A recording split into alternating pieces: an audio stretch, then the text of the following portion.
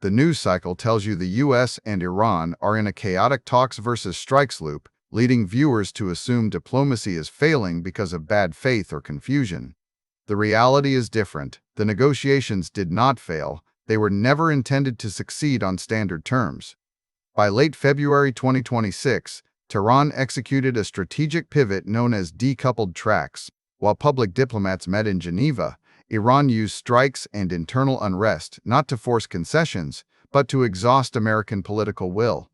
Simultaneously, the U.S. shifted from coercive diplomacy to regime-targeted warfare, killing Supreme Leader Khamenei and destroying nuclear infrastructure. The collapse was a calculated reset. Tehran achieved its goal of forcing exhaustion without signing a treaty, while Washington abandoned deals that would legitimize Iranian regional expansion in favor of total deterrence. To understand this shift, we must first look at the background leading up to February 2026. For months, analysts watched as Iran's proxy networks and internal dissenters acted independently of formal diplomatic channels. By mid-February, analysis from CSIS indicated that Tehran had stopped seeking a reciprocal deal.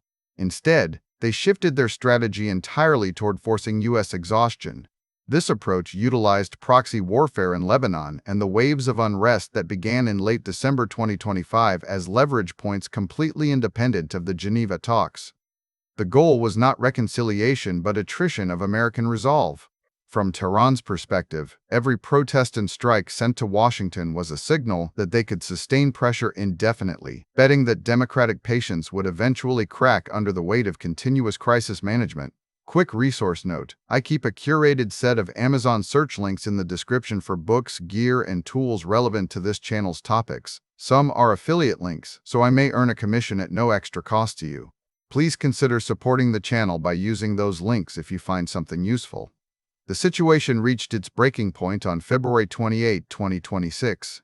This date marks not just an escalation but a fundamental rewriting of rules for how great powers interact in this theater.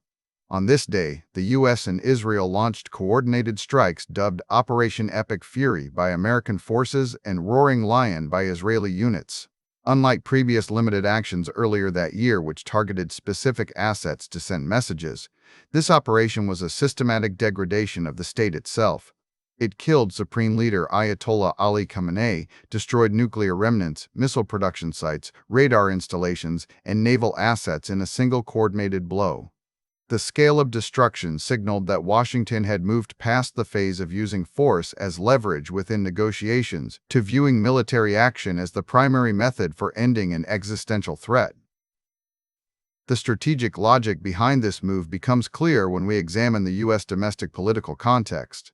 President Trump's announcement via Truth Social at 2 a.m. EST marked a definitive break from his campaign stance against regime change wars he had promoted just months prior, specifically rejecting such conflicts during May 2025.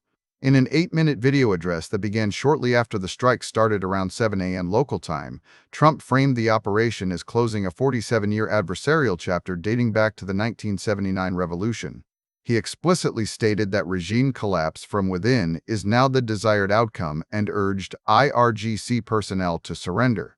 This was not an emotional reaction but a calculated pivot based on intelligence assessments suggesting that any new agreement would be lopsided, granting Iran most demands up front while giving Washington little leverage in return. This brings us to the core of why traditional diplomacy failed so spectacularly. Experts note that by early 2026, the framework being discussed had become structurally flawed for American interests.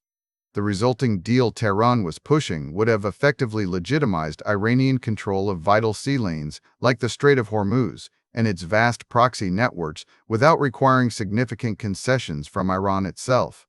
Consequently, Washington prioritized deterrence over diplomacy to avoid locking in a status quo that empowered an adversary capable of destabilizing global energy markets for decades.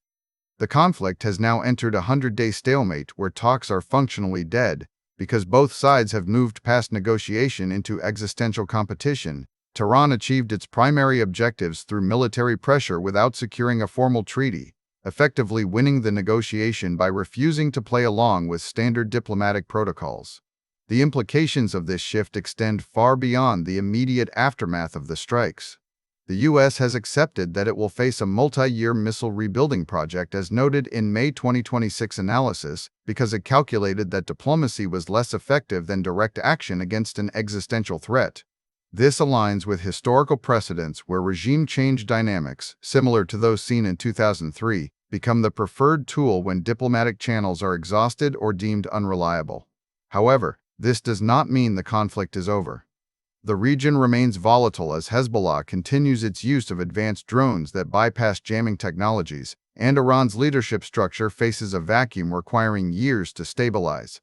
For viewers following global energy markets or security alliances, the takeaway is profound. Negotiations are no longer a tool for conflict resolution in this theater, but have been replaced by military attrition and regime degradation as the primary method of shaping regional power dynamics. If you view this through traditional diplomacy, Iran looks like a spoiler, and the U.S. looks like an aggressor breaking its own rules.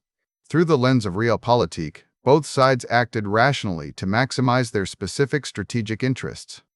Tehran forced exhaustion without signing. Washington abandoned deals that would legitimize expansion in favor of total deterrence.